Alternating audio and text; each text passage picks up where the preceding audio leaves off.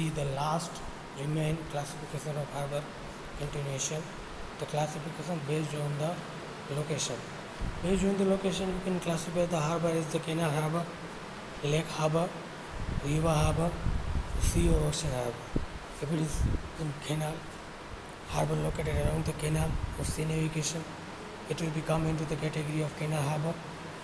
If it is in lake, harbor constructed around the shore of the lake, it will come into the category of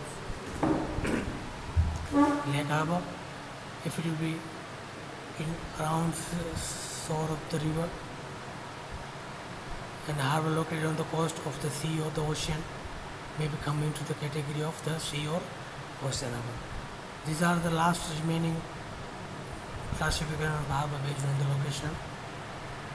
Now accessibility depending upon the location or the entrance designing, we can easy access, narrow access and maximum dimension up to the 180 meters. Now in this session, mainly our focus is on the size of the harbor. Size depends upon the number and size of the ship likely to use the harbor at one time. Here given the length 275 meter to 300 meter length and width is given as the 30 meter. There should be sufficient area for maneuvering. Maneuvering is means to turn over. If you be turning the ship, there will be enough space for the ship to be maneuvering without any collision, without any obstruction. Size determined by the accommodation required, convenience for maneuvering and navigation, and adaptability for the natural features. Now, what kind of factors will be affected for the selection of site selection? Following are the factors play a great role in choice of the site selection of harbor. This is important topics for the GTU and also for the mid-sem examination. Factors affecting for the site selection of harbor.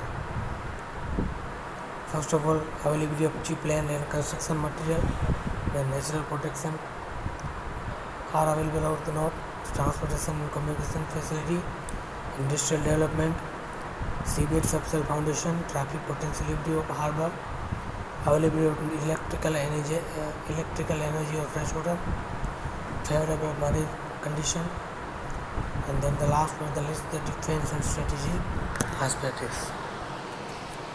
Now, shape of harbor. Principle for the shape of harbor is pier head. The pier head one should project a little beyond other to protect from the sea waves. Pier head which should be widen very rapidly. General approach: series of straight length, no rentrant angle are allowed.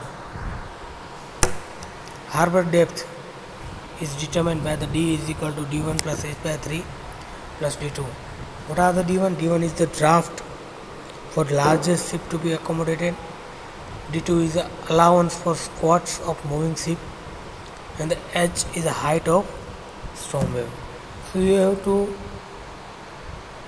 addition to the D1 and D2 as the draft for largest ship accommodation and the allowance for moving of the ship. Then you have to divide the height of storm wave by 3 and addition of this all D1 plus H by 3 plus D2, and you will be getting the harbor depth. Harbor and the approach channel should have sufficient depth to allow navigation even at the lower water when ships are fully loaded.